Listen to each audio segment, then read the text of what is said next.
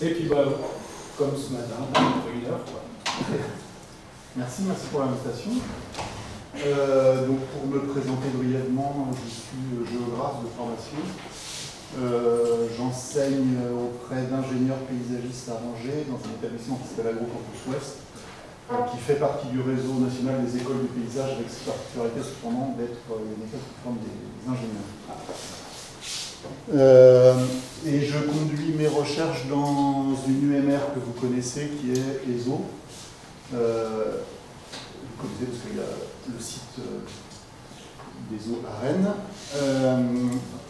Et je vais vous parler aujourd'hui de l'action paysagère, ce sur quoi je travaille depuis ma soutenance de thèse, elle est venue en 2003, ça date un peu, et qui portait sur les politiques publiques du paysage. Et il s'avère aujourd'hui que je suis en train de lancer une HDR pour essayer de ramasser un petit peu mes travaux de recherche depuis cette thèse.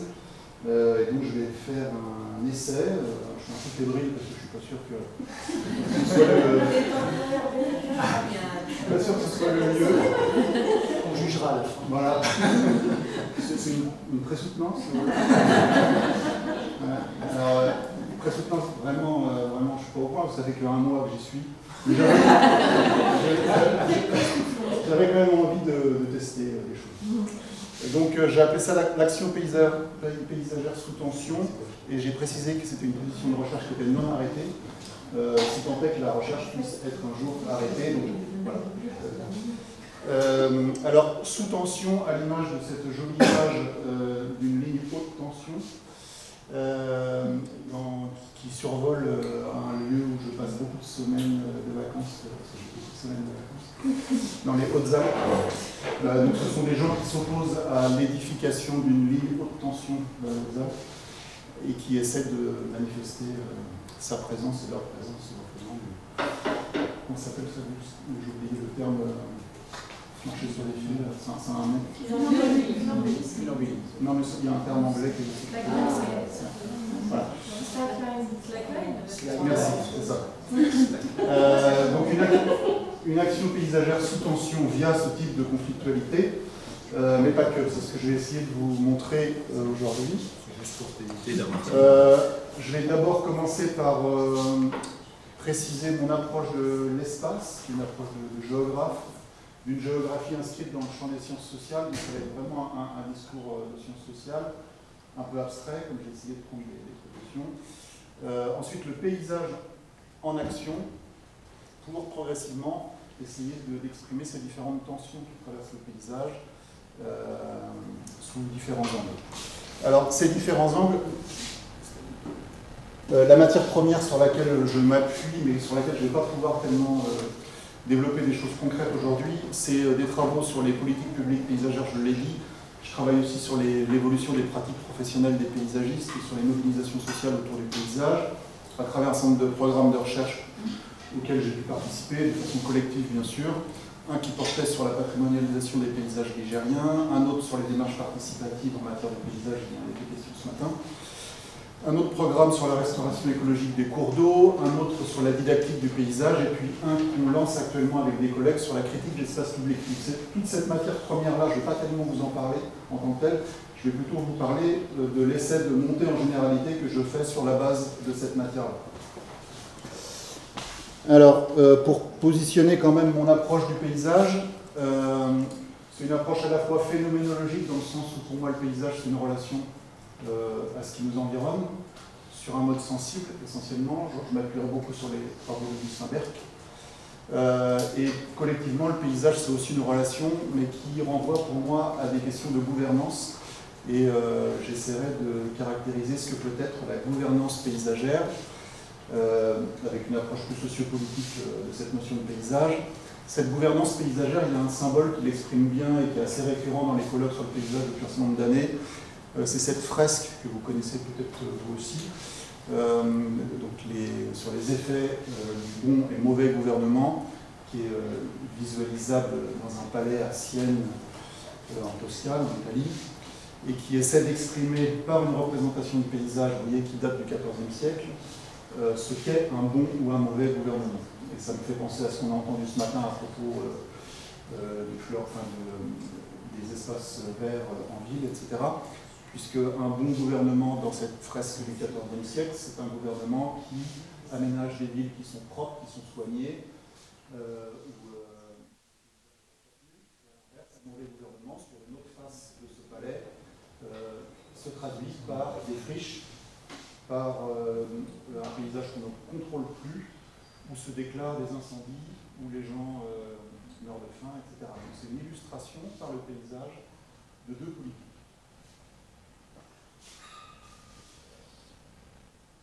Je voulais aussi commencer mon propos par deux citations. Vous êtes un peu loin, du coup je pensais qu'on s'en connaissait autour. Il y a une première, c'est tiré d'un ouvrage de Jean Giono. J'aime beaucoup les ouvrages de Jean Giono. Il est beaucoup question de paysage. Et me touche vraiment son approche du paysage à Jean Giono. C'est presque animiste, dans le sens où les paysages parlent presque aux protagonistes de ces récits. Là, c'est quelqu'un qui parle à un arbre, et l'arbre ne lui répond pas, si vous avez plus de temps de lire la citation. Mais je trouve qu'il y a un vrai talent chez Giono pour exprimer ce rapport au paysage très corporel. Et puis, à l'inverse, c'est une façon de dire, on a Claude Raffestin, qui est un géographe qui m'inspire beaucoup, un géographe suisse, et qui porte sur la géographie un regard un peu triste. Mais, vous voyez le titre de son article, c'est « Et si les discours de la géographie humaine n'étaient que l'histoire d'un exil ?» Et dans l'article, il dit « L'histoire de nos relations à la nature est-elle autre chose, en fin de compte, que la chronique d'un exil, celui de la nature donnée, qui nous contraint sans cesse à imaginer des natures produites. La forme modèle de l'épopée ne serait-elle pas la chronique des inventions de la simulation ?» Est-ce que c'est pas ça, finalement, la géographie cette histoire de la chronique des simulations. Donc, citation qui contraste, bien sûr, avec ce qu'essaie d'exprimer Jean Giono, ce rapport très intimiste au paysage, où le paysage parle presque aux individus.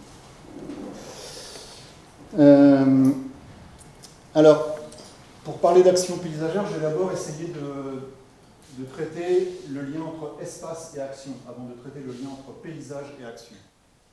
Et aujourd'hui, on a un courant en géographie, cette géographie qui s'acclame des sciences sociales, qui cherche à dire que l'espace n'est pas juste le support de projection des actions humaines.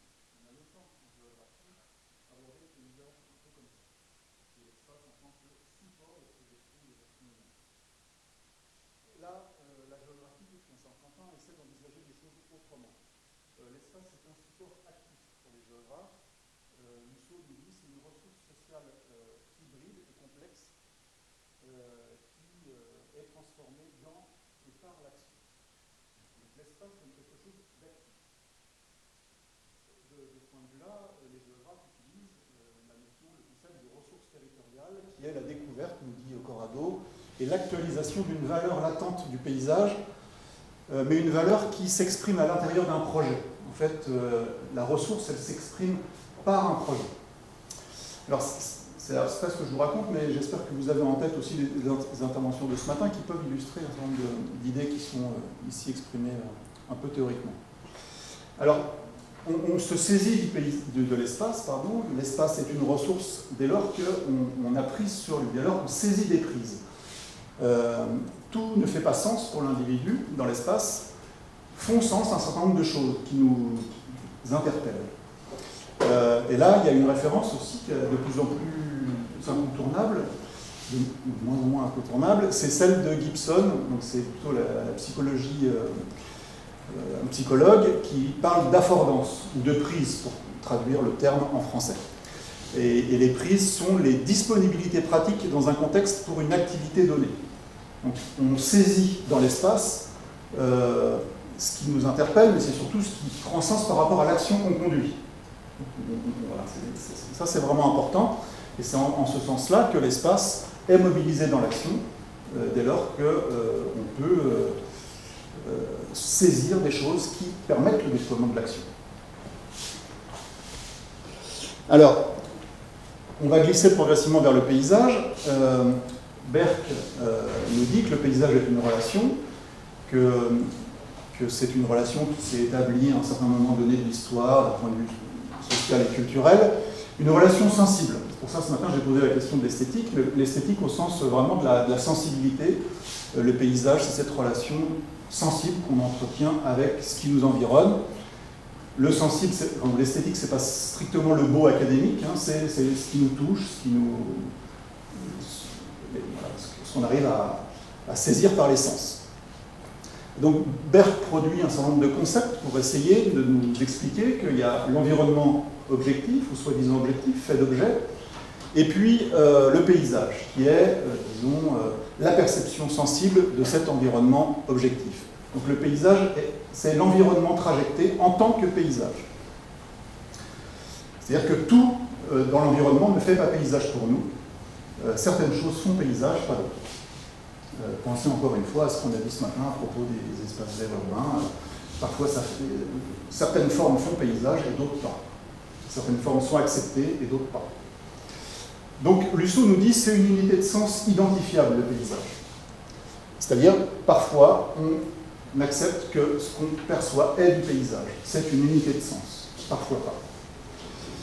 Et donc, lorsqu'un espace fait paysage pour un observateur, alors celui-ci interagit avec lui et il trouve un embrayeur d'action. Ça, c'est intéressant par rapport à ce qu'on a dit tout à l'heure à propos de l'espace qui fait sens pour nous et qui permet de déployer une action. Parfois, le paysage fait sens pour nous. C'est-à-dire, parfois, ce qu'on regarde, on accepte de le considérer comme étant du paysage, et alors ça induit pour nous une action.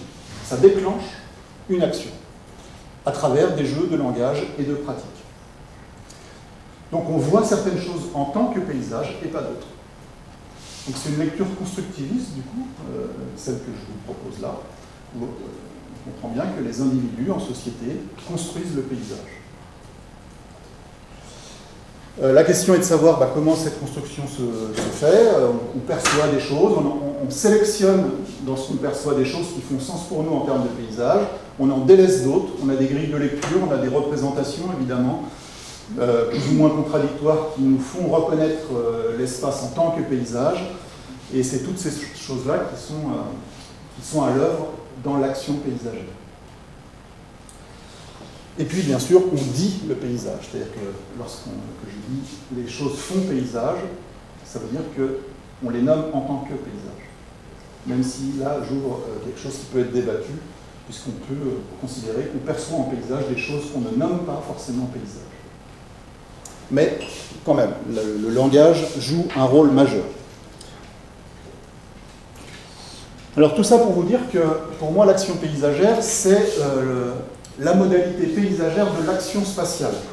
Donc l'action spatiale, c'est quelque chose qui est théorisé bien dans la géographie à travers les écrits notamment de Michel Lusso, auquel j'ai fait référence, de Jacques Lévy notamment, dans tout ce dictionnaire de la géographie et de l'espace des sociétés que les géographes de la salle connaissent et peut-être pas les autres. Il y a une vraie cohérence d'un point de vue théorique et épistémologique. Donc ces deux auteurs-là nous aident à penser l'action spatiale, et moi j'essaie, à partir de ça, de considérer l'action paysagère comme une modalité de l'action spatiale. Alors c'est quoi l'action paysagère, du coup? C'est une action spatiale, mais qui est motivée par le paysage. C'est-à-dire, comme je le disais, l'espace fait paysage pour celui qui le perçoit, et cette perception contribue à enclencher son action. Cette action paysagère, elle est orientée vers l'aménagement du paysage, dans la mesure où il s'agit quand même bien, à travers une action paysagère, d'essayer de garantir ou d'améliorer les qualités du paysage. C'est une action qui a une finalité en termes d'amélioration de la qualité paysagère. Et on peut même considérer que l'action paysagère, elle est pilotée à travers le paysage dans la mesure où elle valorise ses ressources et que le paysage peut être un support, encore une fois, pour gouverner, à l'image de la peinture que je vous ai montrée tout à l'heure. En tant que représentation de l'espace, le paysage peut aider à gouverner les territoires. Donc cette action paysagère, elle se déploie sur et avec le paysage, dans des situations où le paysage est agi par les acteurs dans leur pratique, qu'elle soit aménagiste ou non. Elle peut contribuer à la gouvernance des territoires, etc. Alors, j'en viens maintenant à cette idée du paysage sous tension. Lorsqu'on s'intéresse à ce qu'est le paysage en en lisant les géographes, finalement, très vite, on se rend compte qu'il y a deux types de paysages. Qu'est-ce que c'est le paysage? Il y a souvent deux réponses qui nous sont données. Et du coup, puisqu'il y a deux réponses, l'action paysagère, elle est de deux natures différentes. Si on agit par le paysage, de quel paysage on parle? Et donc, il y a deux paysages. Laurence, qui est dans la salle, a structuré une partie de son, d'ailleurs plutôt l'ensemble de son plan d'HDR, en opposant deux paysages. Un paysage qui serait celui de la distanciation. C'est-à-dire qu'on est vraiment à la distance du paysage, on le regarde d'un point de vue esthétique, justement, etc. On est coupé de lui dans ses usages, on est contemplatif. Pensez aussi à ce qu'on a entendu ce matin. Et puis il y a un paysage de l'immersion. On est dans un rapport différent avec lui. D'autres valeurs esthétiques d'ailleurs sont mobilisées du coup. D'autres auteurs font cette opposition entre deux types de paysages. Par exemple, il y a un géographe américain qui s'appelle Jackson qui oppose, c'est pas tout à fait sur un même plan, mais ça se recoupe avec la lecture de Laurence, le paysage politique et le paysage vernaculaire. Le paysage vernaculaire, c'est le paysage vraiment des pratiques quotidiennes, qui est presque intuitif, qui naît des pratiques très spontanées des gens. Le paysage est le produit de ça. Voilà.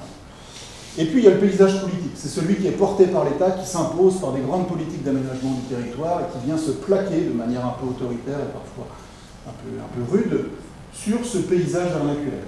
Et Jackson, il lit les paysages à travers cette grille de lecture qui oppose ces deux manières de faire le paysage. Dans sa thèse, Eva Bigando, qui est une jeune géographe qui a soutenu une thèse il y a peu de temps, a fait beaucoup d'enquêtes auprès des gens dans le cadre de projets d'aménagement contestés, de conflits d'aménagement du territoire.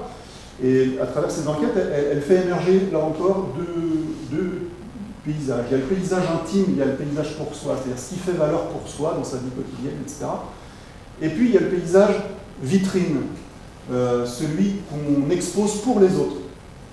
Et ce qui fait la valeur du paysage, selon qu'on raisonne en termes de paysage intime ou de paysage vitrine, ne relève pas du tout des mêmes objets, pas du tout de la même composition, etc. C'est ça qu'elle montre dans sa thèse. Dans un article récent, Serge Briffaut, qui est historien à Bordeaux, revient sur ces différentes théories et nous dit finalement, lorsqu'on fait un état de l'art de la question du paysage dans les sciences sociales, il y a deux origines, il y a deux thèses qui s'opposent. Il y a une approche esthético-culturaliste du paysage, et puis il y a une approche plus sociopolitique. Il nous dit aujourd'hui, on est au moment où on bascule de l'une à l'autre.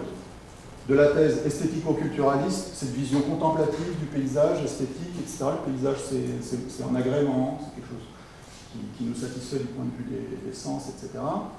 C'est un tableau, un joli tableau dont on a besoin. On a besoin de paysagistes pour paysager. À une approche plus sociopolitique où le paysage est un levier de développement, un outil pour penser le projet de territoire, etc. Un outil aussi pour engager des démarches participatives avec les gens autour du paysage, autour de la question du paysage. On peut mobiliser les gens, les faire parler aussi bien d'agriculture, d'architecture, de patrimoine, d'écologie, etc. autour de ce sujet du paysage. Une approche plus sociopolitique.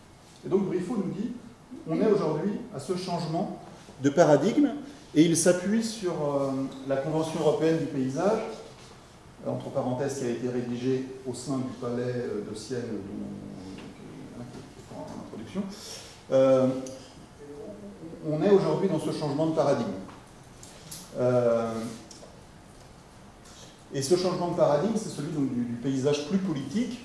Et il y a des auteurs, des géographes, comme un géographe anglais, qui alimente cette thèse du paysage politique en disant, en fait, on s'est trompé, on a longtemps pensé, on a souvent argumenté du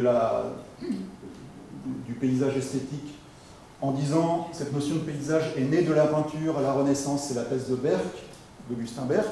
Et en fait, non, ça ne s'est pas passé comme ça. En tout cas, il y a une autre origine historique et sémantique de la notion de paysage dans nos langues, et en particulier dans les langues nord-européennes.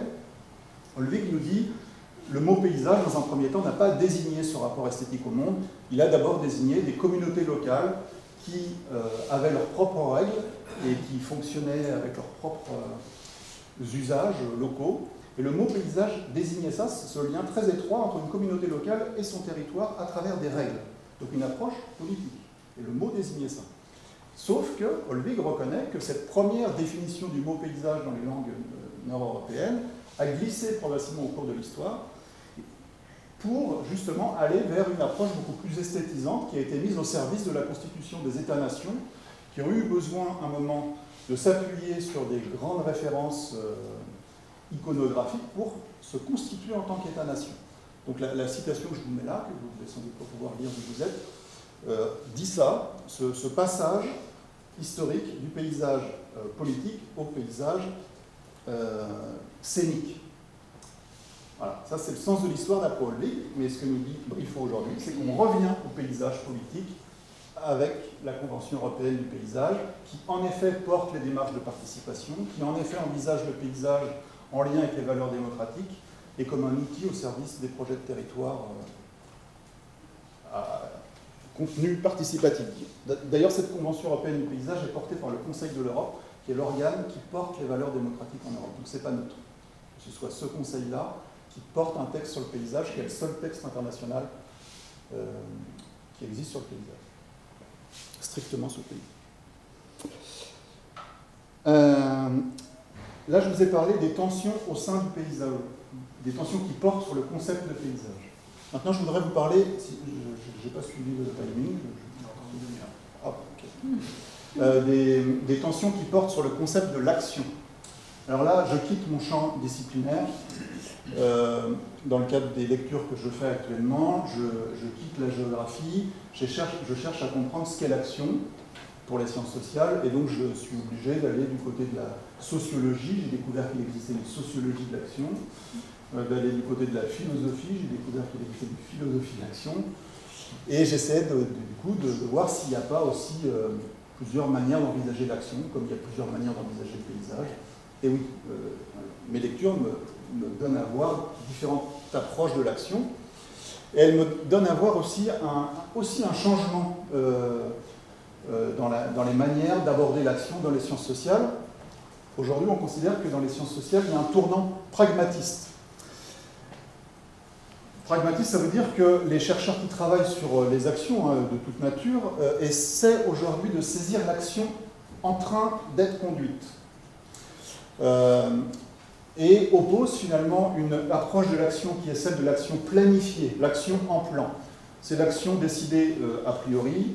Voilà, quand vous faites un plan, quand je fais un plan d'HDR, j'essaie de cadrer l'action, de structurer l'action, et en espérant que mon plan ne va pas être modifié au cours, sauf que s'il va être modifié au cours. Donc le tournant pragmatiste, c'est plutôt l'idée de suivre l'action en train de se faire, dans ses hésitations, dans ses improvisations, dans les rectifications qu'elle fait par rapport aux objectifs qu'elle s'était fixés initialement, en partant du principe que l'action planifiée est toujours en fait soumise à des rectifications, à des imprévus, etc., et qu'il est beaucoup plus intéressant d'essayer de la suivre dans ce qu'elle rencontre. Quand Alexis, c'est dommage, il est parti, nous dit que dans sa thèse, il a fait un récit de son action paysagiste, moi je le vois comme ça, c'est-à-dire qu'il a essayé de trouver un outil méthodologique pour raconter son action paysagiste en train de se faire.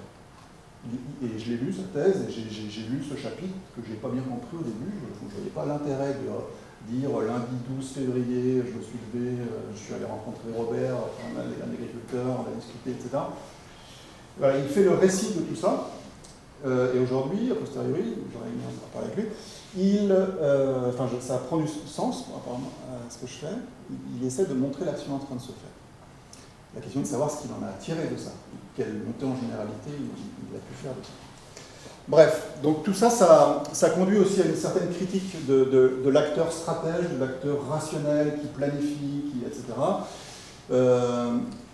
qui est aussi déterminé par des structures sociales, etc., qui cadenasse complètement son action. L'acteur, il est aussi libre, il est influencé par plein de structures, d'ailleurs. C'est la théorie de l'homme pluriel de Bernard Lahire qui essaie de dire que nous sommes tous dans nos actions influencés par plein de paramètres, mais justement, ils sont tellement nombreux qu'il est très difficile de penser l'action déterminée. Tant de paramètres sont nombreux. Bien sûr, il y a le paramètre des classes sociales, mais il y en a tellement d'autres. Et on est tellement baigné dans des univers culturels différents, parfois contradictoires, etc., que l'action, elle est quand même très fragmentée et difficilement enfermable dans une structure de pensée très stricte. Tout ça, ça conduit aussi à la critique du plan. Et ce sera intéressant aussi de parler du plan de paysage, il en a été question tout à l'heure. Le paysage se prête mal au plan, sans doute, c'est-à-dire à cette idée d'une action entièrement déterminée, entièrement orientée par des objectifs fixés au préalable, etc. Dans un ouvrage qu'il vient de faire paraître, Jean-Marc Besse, qui est historien, philosophe, essaie justement de caractériser l'action paysagère en disant l'action paysagère, c'est une action qui fait avec le paysage, et plutôt que de raisonner en termes de plan, il privilégie d'autres mots, Jean-Marc Besse. Il parle de pilotage, de navigation, d'éducation, de jardinage, de bricolage, autant de mots qui expriment l'action, vous voyez bien, de façon très peu planifiée, finalement. Le paysage, de son point de vue, c'est tout l'inverse d'une production d'objets. C'est, au contraire, une espèce de négociation avec ce qui existe, avec l'existant. On compose avec ce qui est présent, et on ne produit pas, évidemment, des objets de toutes pièces. Et ça aussi, en termes de paysagisme, ça veut dire plein de choses. Le paysagiste, aujourd'hui, essaie de composer, je pense que Fabien Meurice pourra illustrer cette idée-là, de composer avec ce qu'il a, plutôt qu'à ramener des choses d'ailleurs pour poser ici, c'est plutôt d'essayer d'exprimer la qualité des lieux tels qu'ils sont. Donc c'est cette idée de l'action avec le paysage que Besse développe dans son ouvrage La nécessité du paysage. Alors agir avec le paysage, ça veut dire agir avec quoi ? Quelle est cette substance du paysage avec laquelle les paysagistes agissent ?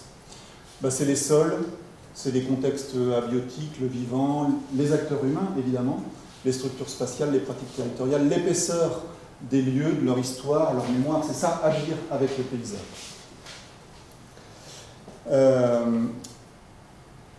Donc c'est un faire avec, nous dit Besse. Besse défend aussi l'idée que ça relève d'un tact spatial, c'est-à-dire que c'est une action qui est très mesurée. C'est pas une action violente, une action paysagère, c'est parce qu'elle prend en charge justement l'existant. Il parle d'attention active. Donc il y a toute une éthique, on pourrait dire ça comme ça, une éthique de l'action paysagère, en tout cas telle que l'envisage Jean-Marc Besse dans son dernier ouvrage. Voilà. Alors, pour autant, formant des paysagistes, étudiant les politiques paysagères, je suis omnibulé par mon objet, le paysage. Au point même que parfois on oublie que le paysage a un certain nombre de limites, que l'action paysagère rencontre des limites. Évidemment, c'est difficile lorsqu'on forme des paysagistes de leur dire, vous savez, ça ne va pas être aussi simple que ça, etc. Mais n'empêche que, oui. Et la limite, la première des limites, c'est ce qu'est le paysage pour les gens. Parce que là, moi, je vous ai fait état de ce qu'est le paysage pour moi, chercheur en géographie, mais ce qu'est le paysage pour les gens est largement lié justement à cette histoire du mot qui, en tout cas dans la société française, européenne du Sud, est largement liée à l'histoire de la peinture, donc à cette approche esthétique du paysage. Donc pour les gens, le paysage, c'est quand même un décor pour beaucoup d'entre eux. Et donc dire on va agir avec le paysage rencontre cette difficulté-là que pour les gens, le paysage a une connotation esthétique, a cet héritage, etc. Nous, par exemple, lorsque on essaie de faire des démarches participatives autour de la notion de paysage dans le cadre du programme de recherche TDD2 à Villandry, quand on a dit ça aux élus, aux quelques personnes qui voulaient bien participer à l'aventure, ils nous ont regardés avec des grands yeux, ils ont compris, on a compris qu'ils avaient compris qu'on allait travailler sur le fleurissement du bourg. Donc il a fallu qu'on leur explique que pour nous, le paysage, ça ne relève pas du fleurissement. C'est une démarche d'aménagement global où on peut tout traiter, on peut traiter des circulations, de l'architecture, de l'agriculture, etc. Que pour nous, le paysage, c'est autre chose que ce qu'ils ont eux en tête. Donc, vous voyez, il y a cette première limite de compréhension de ce concept en fait, de paysage. L'autre limite à l'action paysagère, même si j'essaie de vous montrer qu'on peut faire plein de choses à travers le paysage, on peut enseigner la géographie, on peut faire plein de choses, le paysage peut servir aussi malheureusement parfois à masquer des choses, à masquer des rapports sociaux, à masquer des réalités qu'on n'a pas envie de voir.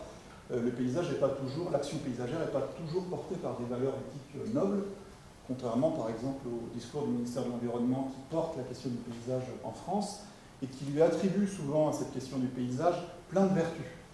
Des vertus démocratiques, j'en ai parlé, le paysage pour faire parler les gens, pour initier des démarches participatives, mais aussi des vertus de transversalité. Le ministère, à travers ses publications, dit beaucoup, le paysage c'est super, c'est transversal, on peut aborder plein de sujets.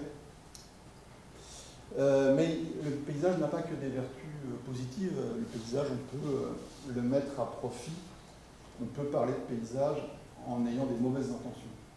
Voilà, il y a la face sombre du paysage. Pour certains agriculteurs, par exemple, lorsqu'on parle de paysage avec certains agriculteurs, très vite ça peut vous discréditer. Lorsque je parle à notre collègue Yvon Le Carreau, qui est aussi géographe à ESO, qui travaille beaucoup avec les agriculteurs, lui me dit, mais moi je ne peux pas parler de paysage avec les agriculteurs, ou alors lorsque j'en parle, très vite on ne se comprend pas bien, ou très vite leur perception c'est j'exprime avec le mot paysage un point de vue élitiste de citadin sur la campagne, qui idéalise la campagne, etc. Donc vous voyez, il y a cette limite-là. Le paysage peut discréditer l'action. L'autre limite, c'est que nos élus savent très bien instrumentaliser aussi le paysage pour faire valoir leur action. Donc il y a beaucoup d'instrumentalisation politique du paysage, qui parfois peut être excessive, la discréditer également. Autre limite, qui est celle des professionnels, de se complaire dans un jargon parfois abusif, justement pour faire valoir leur expertise. Donc là aussi, c'est une limite à l'action paysagère. Et tout ça conduit à un enjeu qui est celui de la pédagogie, c'est-à-dire lorsqu'on parle de paysage, entendons-nous sur le contenu. Et actuellement, par exemple, le ministère de l'écologie est en train de piloter un ouvrage qui va sortir dans un an à peu près, où le ministère essaie de faire comprendre, c'est ça l'objectif de l'ouvrage, aux élus du pays, à quoi sert un paysagiste, qu'est-ce que c'est que le paysage, qu'est-ce que c'est que cette entrée paysagère de l'aménagement qu'on peut faire valoir. Donc là, il y a un vrai travail pédagogique actuellement qui est conduit par le ministère pour essayer de mettre noir sur blanc ce que j'essaie de vous raconter là, à destination des élus, parce que le ministère a bien compris qu'aujourd'hui les élus font assez peu appel aux paysagistes dans les politiques publiques, parce qu'ils ont une vision du métier du paysage qui est largement tronquée, en tout cas par rapport à ce que porte par exemple la Convention européenne du paysage, une vision qui est très marquée par les héritages dont je vous ai parlé. Donc c'est un travail pédagogique qui est actuellement à l'œuvre. Pour terminer, il y a une question un peu théorique moi, qui me travaille actuellement, c'est l'idée que le paysage est un acteur lui-même. Je vous ai parlé d'action paysagère. Il y a l'idée, en tout cas lorsqu'on lit Jean-Marc Besse, lorsqu'il nous dit le paysage a une puissance, a des caractéristiques particulières, il y a presque cette idée que le paysage est un acteur lui-même, peut être un acteur. Alors c'est pas le mot acteur ne convient pas, c'est plutôt le terme actant que j'ai mis en gras, qui est un des trois termes qu'utilisent les sciences sociales pour désigner les acteurs au sens large. Un acteur, c'est celui qui a les mots et qui a des intentions pour justifier son action, c'est ça un acteur. Un agent, c'est un acteur un peu au rabais qui ne fait qu'exécuter un peu les ordres qu'on lui demande de faire. C'est ça l'agent dans une collectivité, c'est pas lui qui a l'initiative, il obéit aux ordres, etc. Et puis il y a l'actant. L'actant, nous dit Lusso, donc toujours dans ce dictionnaire, c'est une réalité sociale, humaine ou non humaine, dotée d'une capacité d'action. Et on peut se poser la question de savoir si parfois le paysage n'est pas un actant, doté d'une capacité d'action. Lusso parle à propos de certains paysages de quasi-personnages. À travers, par exemple, l'exemple des waterfronts, de ces fronts urbains, enfin, des rivières aménagées en ville, ou de paysages tellement emblématiques qu'ils deviennent presque, non pas des acteurs, parce qu'ils ne sont pas doués de parole et d'intention, mais des actants, du coup, qui s'imposent dans l'action des acteurs sociaux, tellement leur personnalité est forte. Alors évidemment, il ne faut pas aller trop loin dans cette idée du paysage actant, parce que ça peut très vite tomber dans la pensée magique, dans un espèce d'animisme qui était un peu celui de Jean Giono en tout début de l'exposé tout à l'heure, où il essaie de parler avec l'arbre, etc. Mais ça peut prendre sens, enfin je ne sais pas ce qu'en diront les paysagistes dans la salle, ça peut prendre sens pour l'ensemble de paysagistes, que le paysage est presque un actant, quelque chose qui agit presque. Donc il faut rester vigilant par rapport à ça, parce qu'évidemment ça peut masquer aussi les stratégies des acteurs sociaux. C'est-à-dire que les acteurs sociaux peuvent se cacher, du coup se dissimuler derrière les soi-disant caractéristiques d'un paysage qui serait de fait beau pour telle raison, à protéger pour telle raison, sans que ce soit discutable. Vous voyez, ce sont toujours les acteurs qui sont derrière le paysage, et il faut toujours essayer, en tout cas je pense dans les sciences sociales, de débusquer leurs intentions, leurs actions, même si parfois ces acteurs peuvent se masquer derrière un paysage un peu iconique, emblématique, qui leur permet de développer leurs propres actions, mais ils peuvent se cacher derrière une image un petit peu toute faite. J'ai quelques illustrations, parce que là c'est abstrait ce que je raconte sur cette histoire d'actant. Moi je trouve qu'il y a un peu cette idée-là derrière les illustrations que je vous passe là. Le paysage, je prends à droite, c'est un colloque qui vient d'avoir lieu, le paysage, l'autre autorité du projet urbain. Vous voyez, le paysage en tant qu'autorité du projet urbain. Tout à l'heure, c'est Sabine qui parlait de matrice paysagère à propos de la prise en compte du paysage dans le projet urbain. Voilà, l'autorité du paysage, l'autorité du paysage qui structure le projet urbain. Vous voyez, cette idée d'aménager avec le paysage, qui peut vous sembler purement théorique, c'est le titre ici d'une formation continue. Aménager avec le paysage dispensé en Suisse. Une idée aussi en bas à droite, le colloque, la transition énergétique par le paysage. Le paysage comme levier des transitions. On voit bien que là, c'est le paysage qui est mis en action au service de finalités qui ne sont pas strictement paysagères, qui sont ici des finalités énergétiques, de transition énergétique. Là, quelques illustrations du paysage en action. Il y en a une qui est peu visible d'où vous êtes, c'est un tag, et je trouve qu'on en voit de plus en plus des tags comme ça. Nous sommes la forêt. Il y a des opposants à des projets qui ne disent pas on protège la nature, qui disent on est la nature qui se défend. Ça aussi, c'est un slogan qui se développe beaucoup. On est le bocage, on est la forêt. Ils endossent le paysage et ils disent c'est le paysage qui se défend.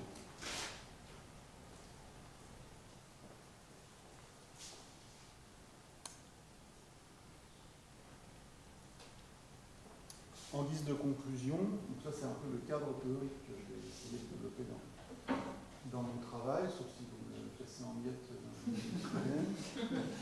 et que je vais essayer d'appliquer à mes objets, les politiques publiques du paysage, les pratiques paysagistes et la conflictualité paysagère, en montrant que ces trois types d'actions paysagères sont en tension. Alors quelle tension ? Entre des héritages et des renouvellements de pratiques. Pour les politiques publiques, l'héritage, c'est les politiques publiques du paysage envisagées sous l'angle de la patrimonialisation du paysage, c'est ça l'héritage. C'est-à-dire que les premiers outils de protection, d'action sur le paysage étaient des outils réglementaires de protection patrimoniale. On est sorti de ça au fur et à mesure des décennies et du droit du paysage jusqu'à la loi 93, la Convention européenne de 2000. Est-ce qu'aujourd'hui on dépasse cette notion de patrimoine pour raisonner en termes de biens communs? Il y a un article d'Ansgar qui essaie de montrer en quoi penser les choses en termes de biens communs plutôt qu'en termes de patrimoine fait évoluer les politiques publiques. Et au sein de ce chapeau des politiques publiques du paysage, il y a la question de la planification du paysage. Est-elle en crise ou pas? Comment planifie-t-on le paysage? Est-ce que ça a du sens? Le ministère de l'Environnement privilégie aujourd'hui un outil pour les politiques du paysage, c'est le plan de paysage.